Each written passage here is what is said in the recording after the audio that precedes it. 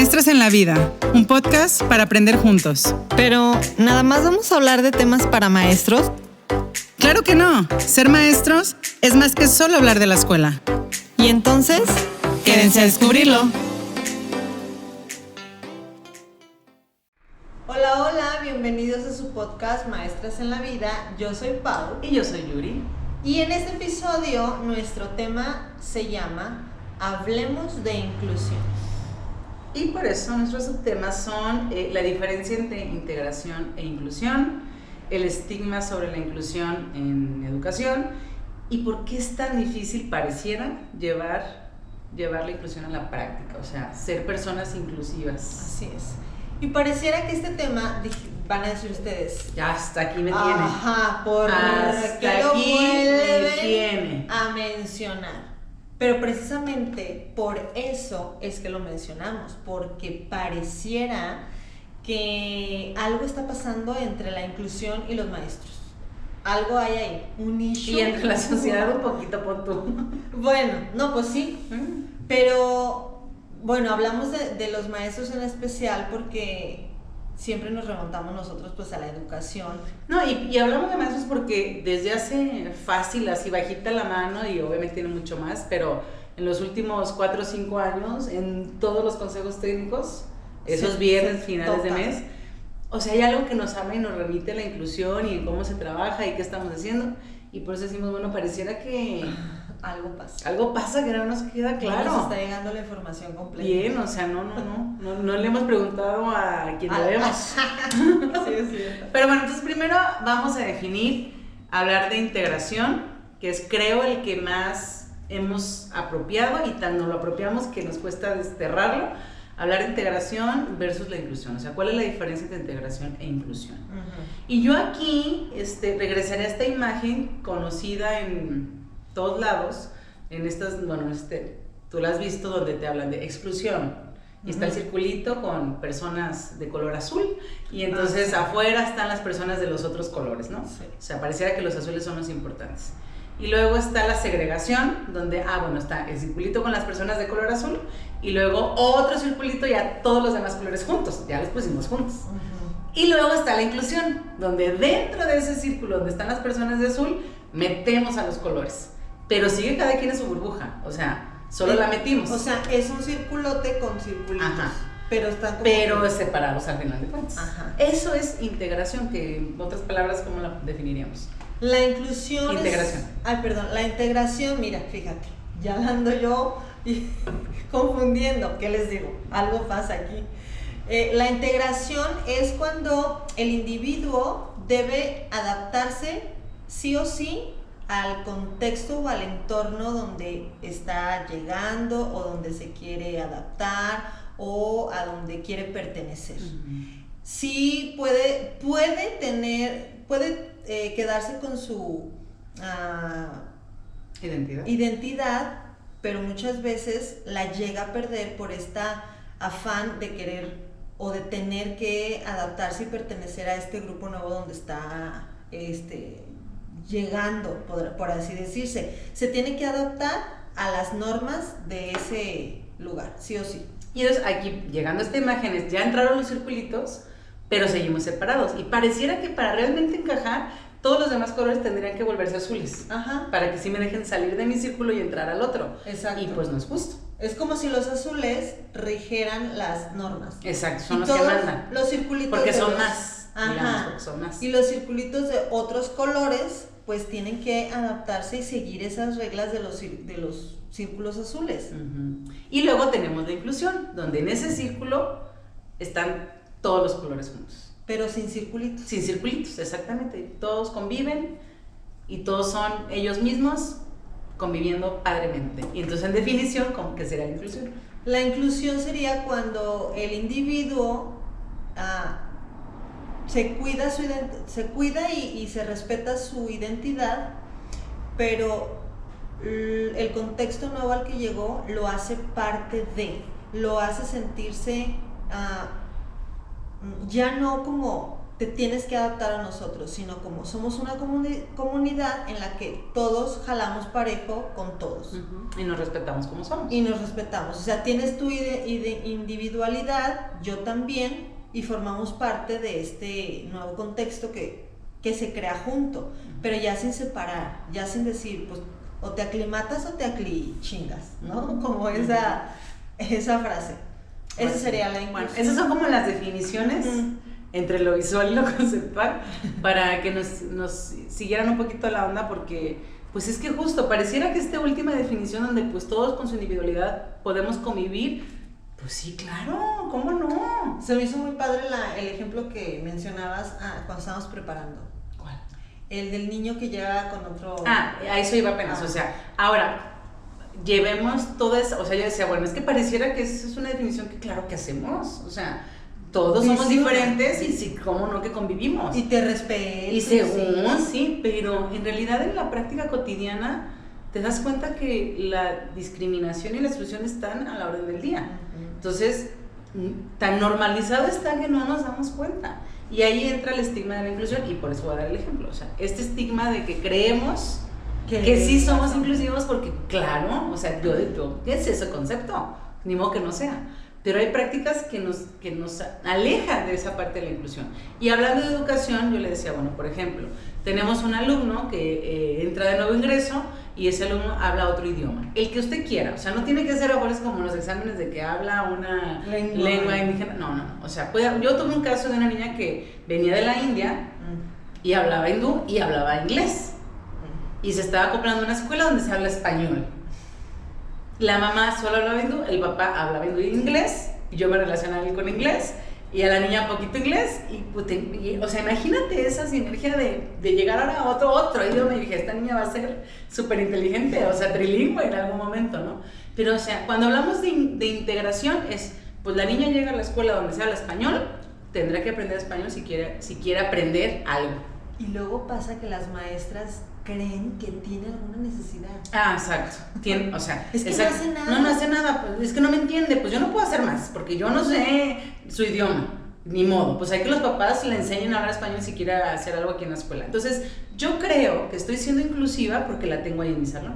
Yo ya estoy haciendo lo que me toca. Y le estoy dando las actividades que le doy a los demás. Exacto. Si no puede, pues es mi problema. O sea, ¿qué quiere que yo haga? Entonces, no es inclusivo. Pues, de hecho, nada. Yo diría que ni siquiera hablamos de integración porque no estamos haciendo ni siquiera que trate de adaptarse. O sea, para mí es segregación. O sea, hago la distinción de que ella no puede como los demás y pues tu problema, ¿no? Entonces, ¿cuál sería la diferencia entre...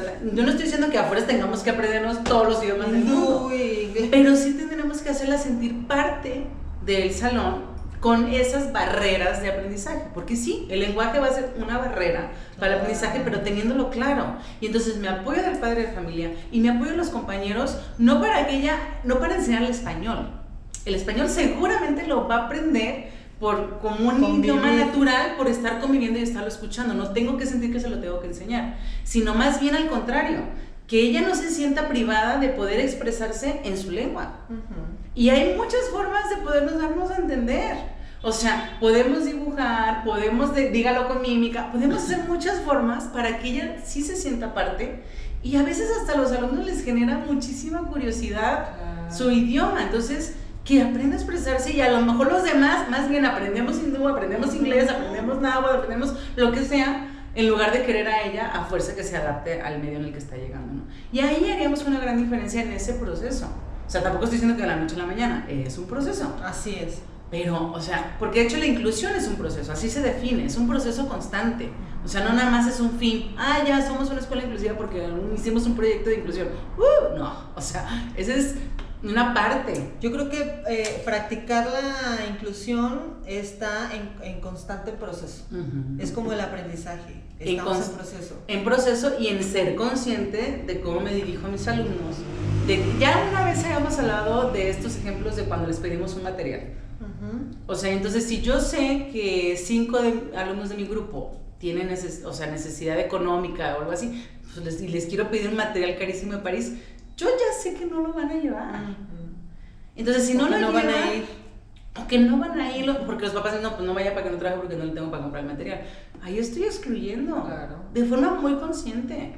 Entonces yo tengo que buscar las maneras para que la escuela brinde ese material que yo a fuerzas tiene que ser el material, no puedes hacer alguna adecuación, no puedes trabajar con los materiales de tu escuela que ya tienes, o sea, a ver, ¿cómo? Porque tampoco creo que a lo mejor algunos pueden decir, bueno, pues si son 5 yo le llevo ese material. Y creo que no sería la solución. Sí, es que va más allá de eso, exacto. O sea, va más allá porque luego a la larga terminan cansándose de, es que yo siempre les pago, los estoy haciendo conchudos. Y en algún punto llega ese pensamiento, o sea, y tiene hasta cierta punta lógica. O sea, no digo que no, pero no va por ahí. Que bueno, si a fuerza sí se tenía que hacer ese material por algo que tú quieres innovar, si ya te pues sí lo llevas, exactamente. Tú ya lo tienes preparado y les dices con tiempo, ya tengo materiales, o sea, para que no les vayan a faltar, de nadie que lo compre y no van a niños, ¿no? Entonces, pero sí se puede hacer alguna adecuación pensando en que todos puedan participar con las mismas condiciones.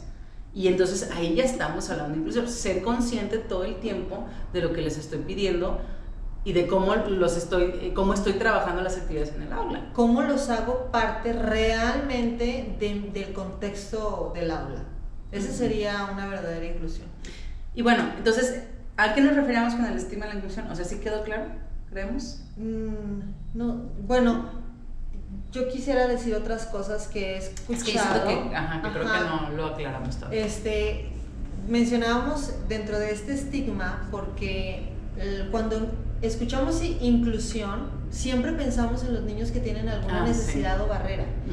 Y entonces decimos, no, pues es hacerlos parte, es explicarles a los compañeritos el padecimiento o la situación que tiene y luego ellos mismos los ayudan. O sea, siempre nos vamos a ese ejemplo, el niño que tiene alguna necesidad y cómo tu estrategia para hacerlo parte de tu grupo, ¿no? O de tus actividades y que a ti te haga sentir como que está todo funcionando. Pero en realidad, o sea, esa es una estrategia de integración. Exacto, pero el diálogo cuando hablan de inclusión los maestros es es luego yo tuve un niño bien difícil con síndrome de Down y que el de TDAH y que sabe qué, que los papás no me apoyaban y así, ¿no? Entonces o de conducta ellos creen que estos niños solamente al llegar a la escuela y tratar de integrarlos es inclusión. Y entonces platicábamos que no solamente es estos niños, son todos los alumnos. El que casi no habla, el que participa y parece excelente, o sea, son todos. El económico, el problema económico, el conductual, el de alguna situación familiar, el penoso, el súper extrovertido que solo quiere ser él, el berrinchudo, o sea, son todos. ¿Y que es dificilísimo? Sí, totalmente. Yo creo que es dificilísimo cuando creemos que tenemos que hacer estrategias para cada uno de ellos bajo su personalidad o individualidad. Cuando hablamos de las actividades diversificadas, ¿te acuerdas cuando se puso popular ese tema? Todo el mundo lo asociaba como actividades individualizadas.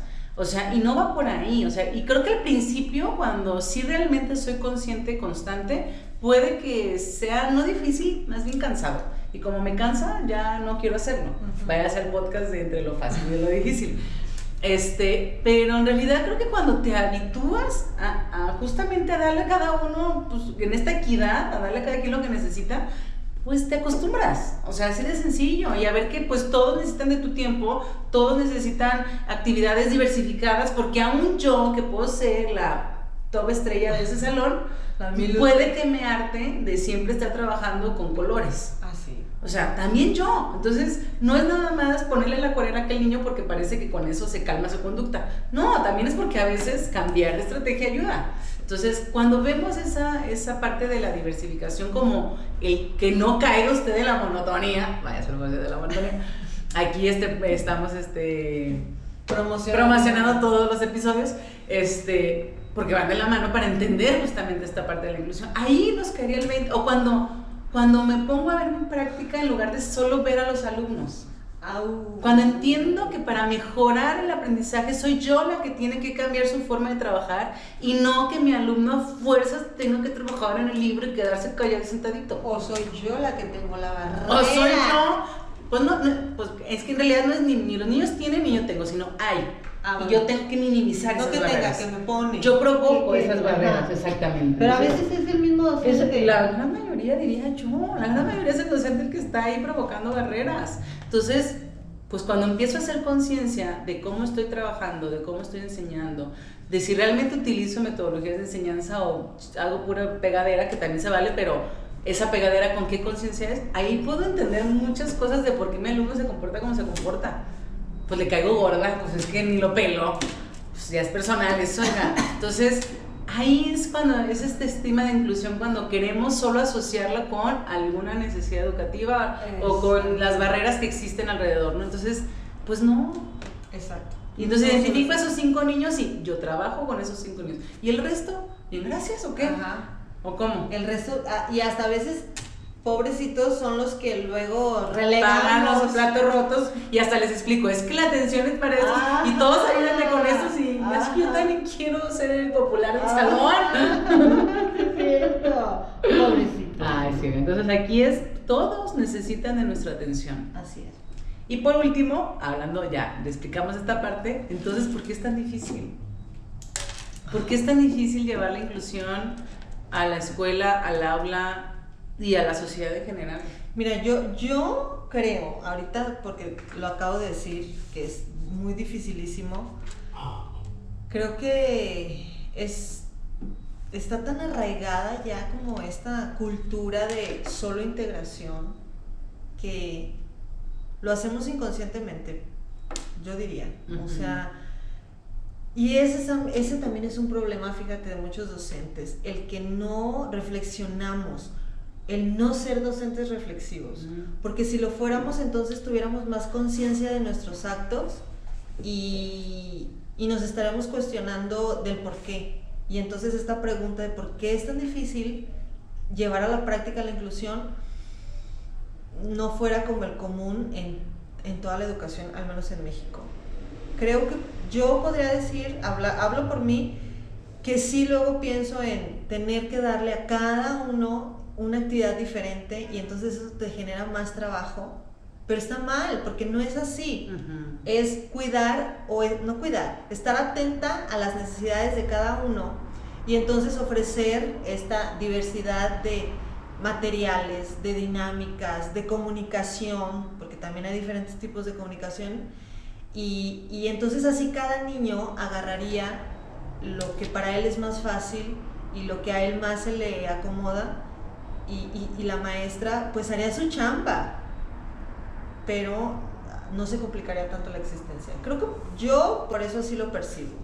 Pues sí, en parte, pero por ejemplo tenemos desde el 2008, que fue cuando se instituye la inclusión en estos tratados, pues en 92 fue la integración y que sí se hizo esta asociación de los niños, cuando en aquel momento todavía se denominaba niños NE, ¿no? Una necesidad educativa especial, ser alumnos regulares, pero ya en el 2008 se dieron cuenta que no captamos la idea, o sea, no nada más era meterlos ahí ya y que no hicieran nada, pues desde 2008, o sea, ¿cuántos años van? O sea, no, ya es un bastante tiempo de hablar de inclusión para no haberlo entendido. Yo, por ejemplo, creo, y lo hemos dicho en bastantísimos podcasts, cuando hay una situación que se vuelve complicada para el docente, para mí, mientras no se pueda reducir la cantidad de alumnos por grupo, eso es lo que siempre va a mermar. Porque hacer todo lo que le acabamos de decir para lograr la inclusión implica tiempo. Tiempo que, por ejemplo, en maestros de jornada que son primaria y preescolar pues tiene 3 horas, primaria 3 horas y media, ¿qué? 4. Y secundaria peor, que pues cada docente tiene 45 minutos, 50 minutos, pues ¿qué tanto puede hacer en ese tiempo para hacer estrategias, ¿no? Completas? Yo, para mí siempre tiene que ver con el número de alumnos, o sea, yo por ejemplo hoy lo veo muchísimo con la diferencia entre mis grupos. Tengo un grupo de primero que tiene 9 alumnos, van regulares 8, ¿no?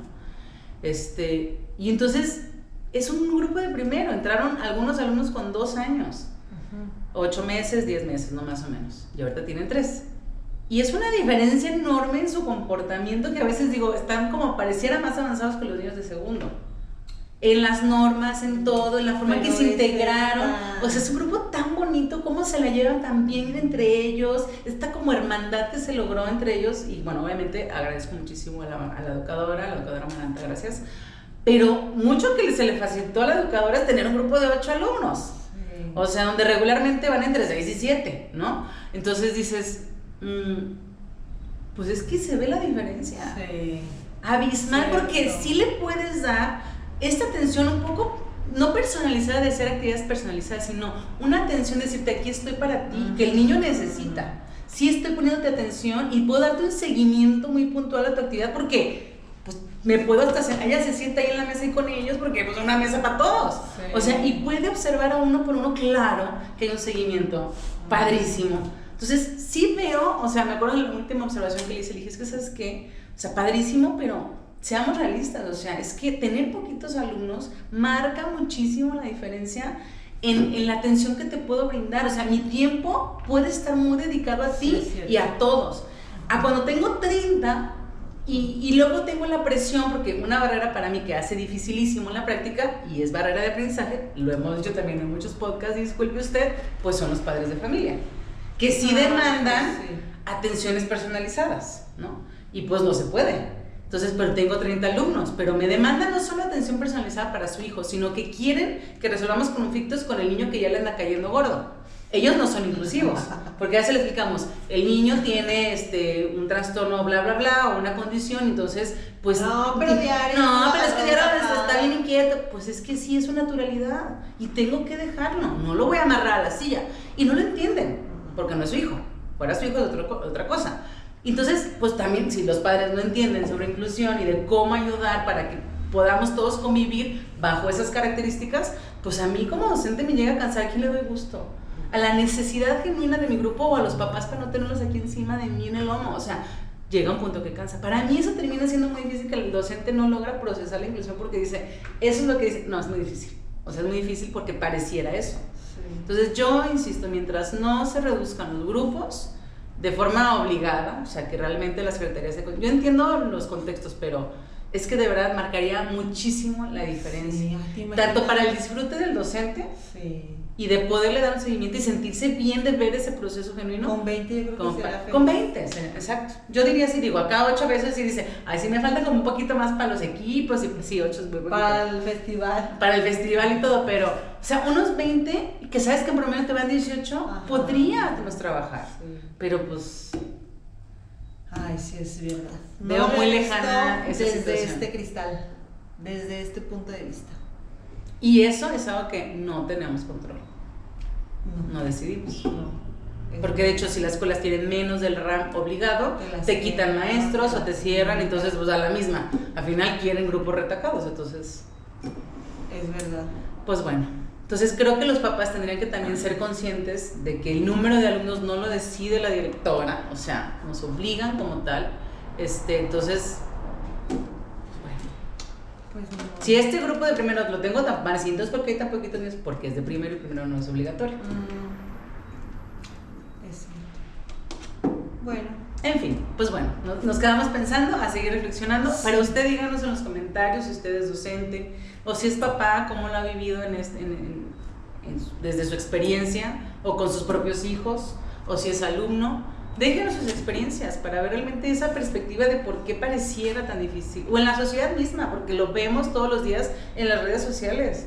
Qué fácil es criticar cosas que no deberíamos estar criticando porque que te valgan, ¿no? Sí. Entonces no hemos aprendido nada. Y que excluimos. Y excluimos, y criticamos, y discriminamos, y bueno, y etiquetamos, y entonces pues no se está logrando la inclusión genuina. Pues bueno. Pero bueno.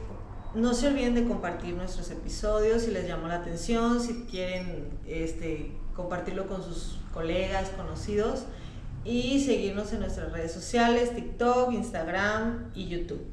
Y déjenos también, ¿sabes qué? Propuestas de temas. Acuérdense que muchos de los que han salido últimamente, pues ustedes lo han propuesto, entonces... Cierto. ¿De qué más les gustaría que habláramos? Eso también nos ayuda mucho.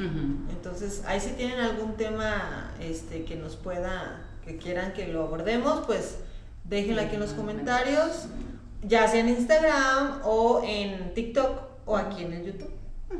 Y bueno, pues muchas gracias. Nos vemos. Adiós. Bye.